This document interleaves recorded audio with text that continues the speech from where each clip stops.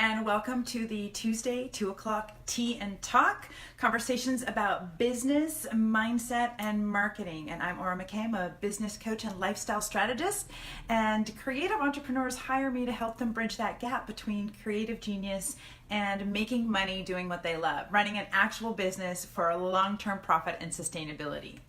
And that kind of brings me to today's topic, the idea of, mindset and how that impacts us in our business. And it's kind of come about from this last couple of weeks where I've been super focused in my own business, working on creating a bunch of content, working on securing speaking gigs and onboarding a bunch of new private coaching clients. And it's been this incredible week where I've been kind of just pouring myself into my business.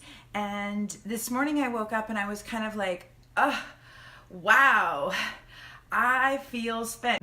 So one of the things that I've noticed for a lot of people, and especially for solopreneurs, is that we kind of are our business. So if we're having a bad day, probably our business is having a bad day. If our attitude and energy and motivation sucks, then probably we're not getting a lot done in our business. And this comes from the basic human experience of our feelings lead to our thoughts and our beliefs. And depending on what we think about something, that's going to determine the kind of action we take. And actions is where results happen. So when we're in that place, when I'm in that place of feeling kind of burnt out or depleted, or, I'm just not connected to my mojo. I just don't have that same level of enthusiasm and motivation. Maybe I'm discouraged because, I had some kind of expectations that didn't work out. In this last couple of weeks, it's really been that I've been giving and giving and giving so much in my business. So one of the ways that you can manage your energy and your burnout is certainly looking at automating, delegating, and outsourcing, especially if you're wanting to grow your business. And this is exactly my point. When we're on that high, when we're excited and revved up, it's really a lot easier for us to take actions on our business, to do the things that we know we should be doing and want to be doing in our business. So for instance, when you come from a conference or an event and you're all like, woo, I'm so inspired, I'm so excited, and you've got all these great intentions to do all these wonderful things, and maybe you can ride that momentum wave for a little while, but eventually what happens is life happens. And when we're in the day-to-day monotony of getting up and sitting at our computer and writing the emails and looking for new business and following up and figuring out our marketing and blah, blah, blah, blah, blah, it can be hard to reconnect, to really dive into that yummy enthusiasm, excitement, passion that we have experienced for our business. And it can be hard to reconnect to the passion because it starts moving away from that creative self-expression that gives us so much juju. I wanted to have a conversation with you guys about how can you reconnect to those feelings of motivation and excitement? How can you reconnect to the thoughts and beliefs that are going to, push you towards the actions that you want to be doing towards your business, that is going to make those kinds of things get done. So one of the things that you can look at is mindset management, because that's one area where we absolutely do have control and autonomy. We can manage our own mindset and our own thoughts and beliefs.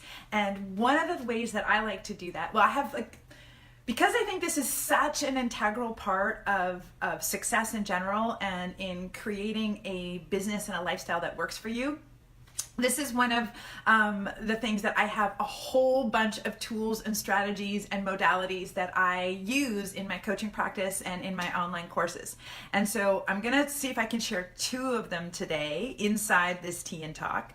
And I invite you to play along. So the first one that I'm going to use is the idea of a progressive statement. And this is actually part of one of my mindset strategies about surrounding myself with encouragement and celebration, but positive affirmations. Have you guys heard of it? Do you know what I'm talking about? So if you have a thought that you're thinking and it's a negative thought, or it's a thought that doesn't serve you. So for instance, a thought like, oh my gosh, marketing sucks, or ugh, albums are so much work and they're so boring and they take so long. And this is the thinking that you have.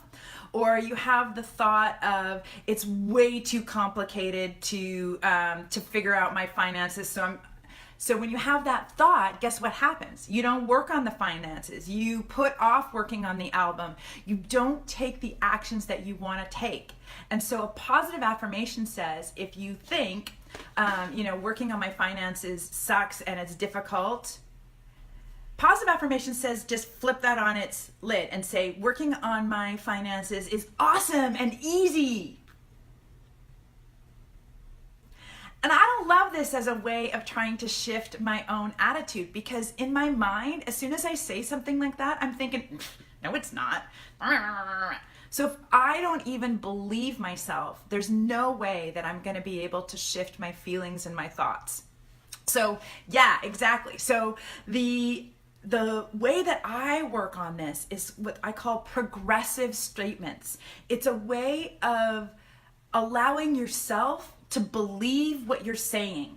So for instance, if we take the belief system that, albums are so much work and they take so much time and they're so technical and nitpicky and they're so boring and they're not creative, and we try to turn that around, we're probably not going to believe ourselves. But if we say, there's an element of, like, we know that we're faking it.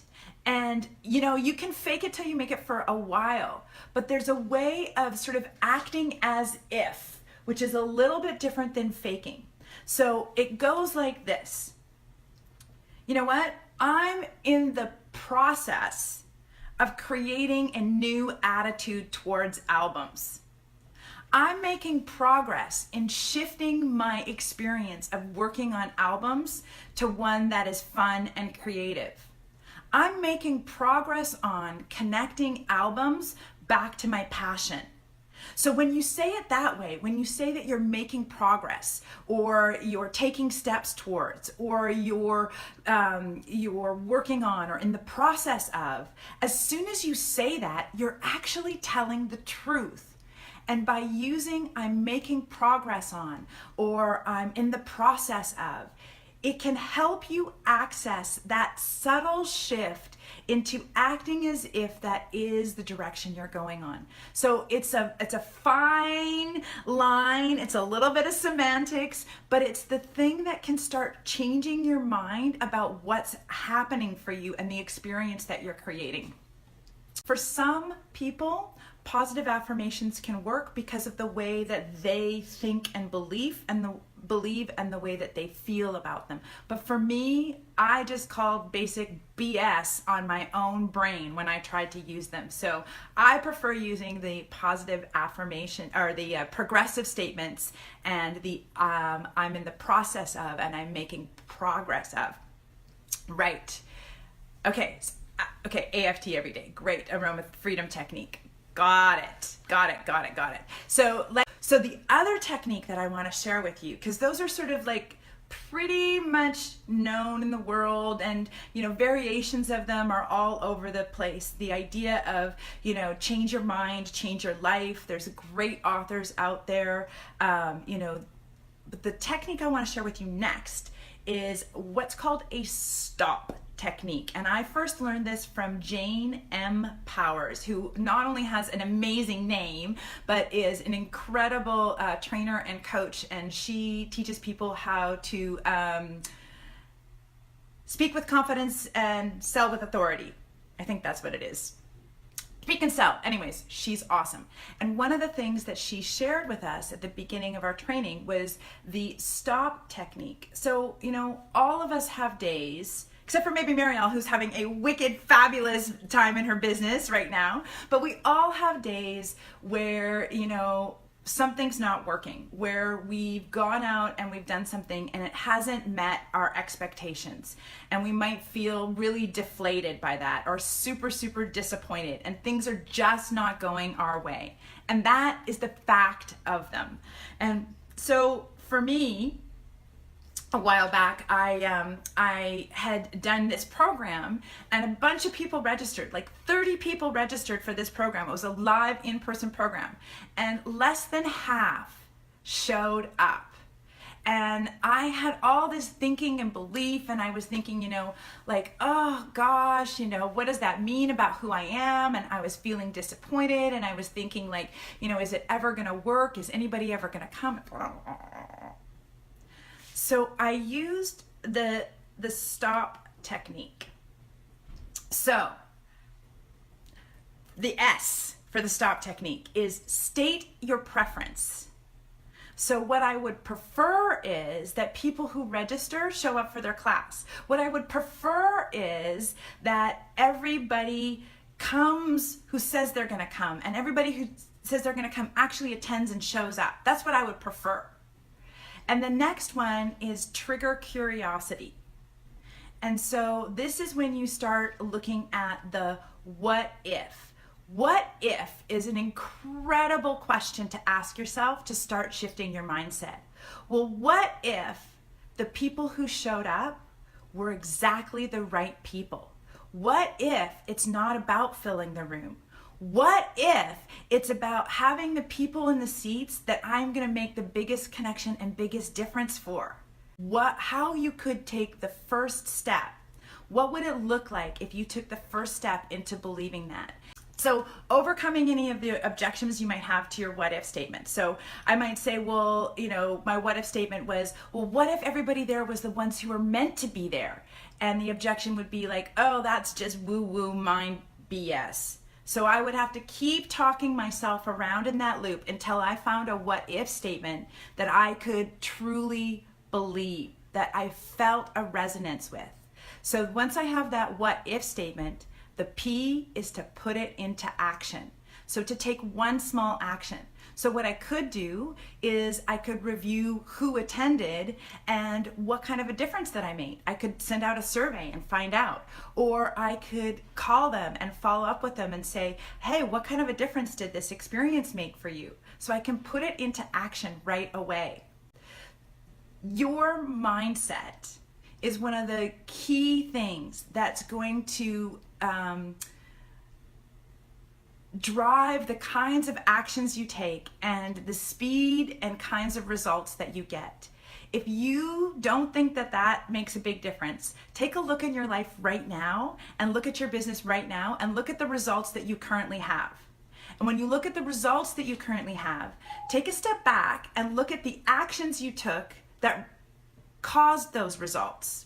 So if your results is, all of your bank accounts are reconciled and you know exactly how much money is going where, and you have, your total awareness and you're super connected with your budgets and your cash flow, great. What actions did you take to get there? What were the thoughts that caused those actions? So if you don't have those results, if you have different results where maybe you haven't reconciled your bank accounts in 10 months and you're not really sure what your cash flow is looking like and you just kind of wing it, what are the actions that get those results in your life? And there's probably a way of thinking that caused you to take those particular actions, to take the action of avoiding your bookkeeping or taking the action of being completely on it and totally consistent with your bookkeeping. And when you look beyond those thoughts, you might have some feelings or beliefs that's driving that thinking. So your results are a direct correlation to your thoughts and your beliefs. So when you are struggling and when you're burnt out and when you're depleted, it's important that you look to your mindset, to your feelings and your beliefs, and that you find a tool or a technique to reconnect you to your passion, to get you motivated, to start shifting some of those limiting beliefs into beliefs that actually serve and support you. Those are just two techniques that I have. Another technique is, when you are really clear about why you're in business, about what it's going to be in terms of the difference it's going to make in your life and in the lives of others, connecting to that why can also really help re-engage your passion and motivation. And that's one of the things that I work with on my clients on a regular basis, is to help them get that clarity and that focus on what they're building and why they're building it, so that we can stay connected with that motivation and passion. So great when you start to realize that it's our own mindset that drives our feeling of success and happiness in our lives. Gang, that's it for today for the Tuesday 2 o'clock Tea and Talk. As always, the comments are open. I really appreciate your participation, and I love to see you next week. You're very welcome, Debbie. Thanks for making it live. I'm so glad you made it out, guys. I really appreciate it. And hey, Bobby, I don't know if you're coming or not, but this weekend is the PPOC BC conference, the Reignite conference here in Vancouver, and I'd love to see you there. I think I'm doing a talk on the reluctant entrepreneur on Sunday. If you're going to come down, I'd love to see you. Okay, bye guys. Have a great Halloween.